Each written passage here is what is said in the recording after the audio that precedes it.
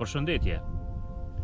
15 minutat në vazhdim në dokumentarin e radhës për botën e egër, ja kemi kushtuar zogjve më të bukur që kemi arritur t'i gjirojmë në vendin tonë. Atyre që kanë ngjyrat më të bukura, më karakteristike e që i dallojnë nga shumë larg, e që janë mes nesh, pra që jetojnë me ne. Disa prej tyre janë shtektar e disa jo shtektar. Ata i dallojnë ngjyrat e veçanta që i kanë edhe që janë tepër të bukur, edhe që jam shumë i sigurt që edhe ju si unë dhe shumë tjerë nuk e keni ditur që i kemi mes nesh dhe jetojnë në vendin tonë. Prandaj edhe 15 minuta në vazhdim, ju do keni mundësinë të shihni shpendet me ngjyrat më të bukura që keni mundur të imagjinoni, dhe jo rastësisht i kam quajtur zogjt e parajsës.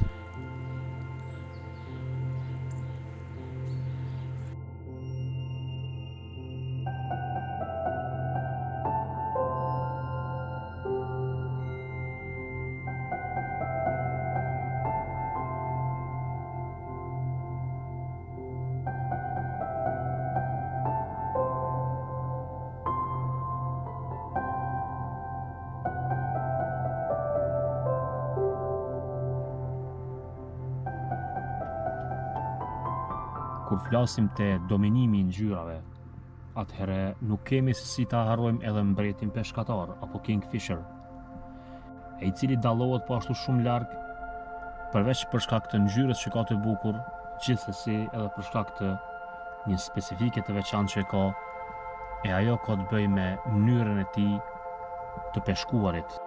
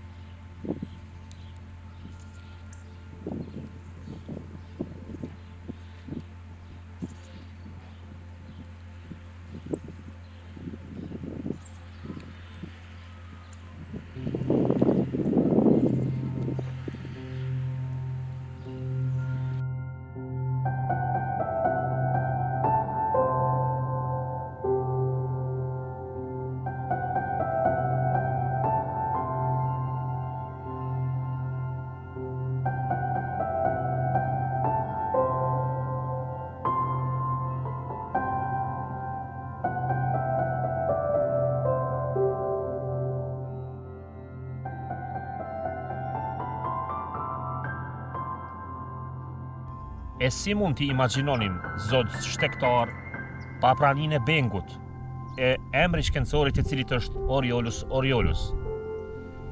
Bengu është prej atyre zogjve më të bukur që kemi tek ne. Padyshim se nga shumë larg e vrejmë, sepse është thuajse i tëri me ngjyrë të verdhë, sidomos mashkulli.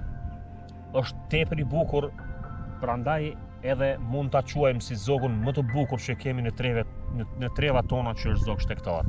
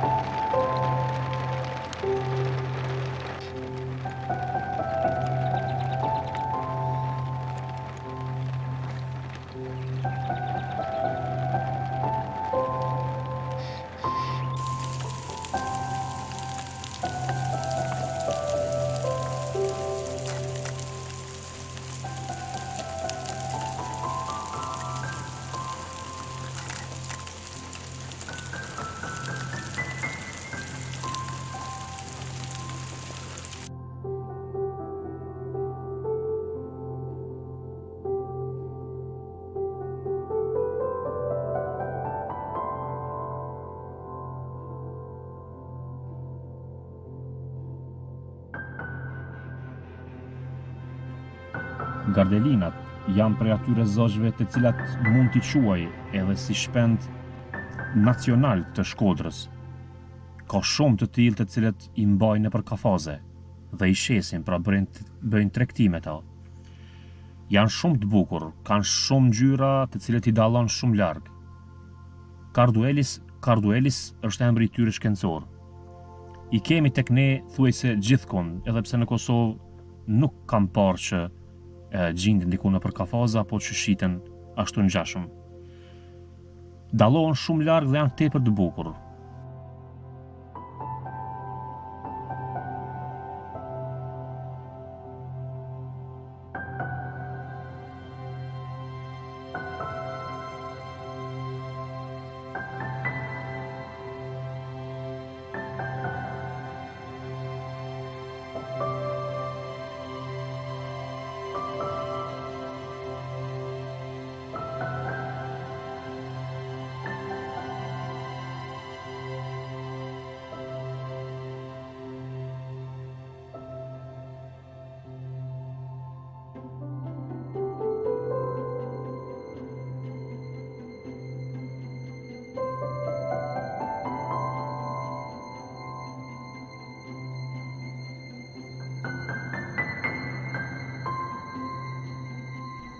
Këto krijesa të bukura, ta shpend, pra janë thjesht zbukurim për këtë planet. A janë shumë lloje të trishtileve, harabeleve, lejlekëve, si për shembull lejleku i bardhë dhe i zi. Mandej shumë lloje të çapkave, çapka e bardhë, çapka e hirt, po ashtu dhe çapka e purpt. Shumë lloje të tjera të skiftereve, të cilat dallohen për nga ngjyra, pra thjesht ngjyrat janë ata që zbukurojnë këtë planet nëpërmjet këtyre shpendëve.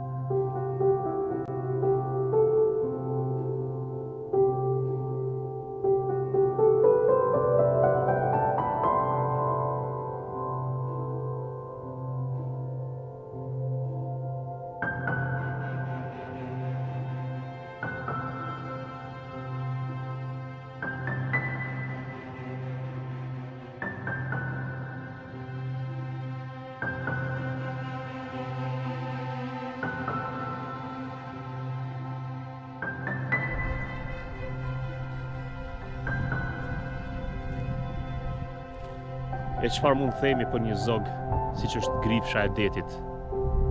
Unë e kam parë shumë pak, por ratë sa e kam parë dhe kam arritur ta xhiroj, më ka pëlqyer tepër shumë. Shihet shumë rrallë tek ne. Kur e shohim, pra thuaj se duhet menjëherë të shkojmë dhe ta xhirojmë sepse ai qëndron shumë pak. Është zog kalimtar tek ne. Pra nuk është shtektar. Prandaj edhe mezi se spres ta shoh dhe të shkoj t'i bëj disa minuta xhirim që ta kem në arhivën tonë sepse jo shumë shpesh e shohim dhe dallohet shumë bukur me ngjyrat karakteristike dhe të veçanta që i ka e që dallon padyshim ngjyra e kaltërt në trupin e tij.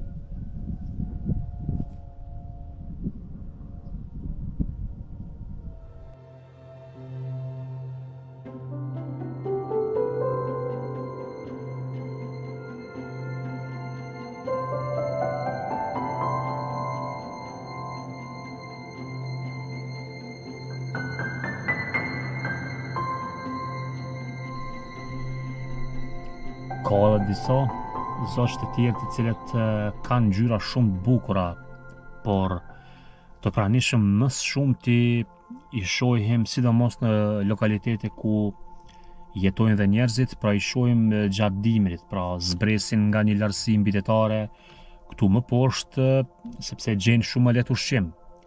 Një prej tyre është cërla verdhashe, mandej po ashtu edhe gjelbrushja, po ashtu edhe kemi prezente pak më shumë edhe zogun shqeptrash që është një prej zogjve më të bukur me ngjyra po ashtu shumë bukura siç mund ta shihni, por mbi të gjitha e veçon shepi i tij i trash i cili ja leton punën pra për të përtypur ato fara që i hanë në bimë ndryshme kudo që ai i gjen kërkimet e tij për të ushqyer.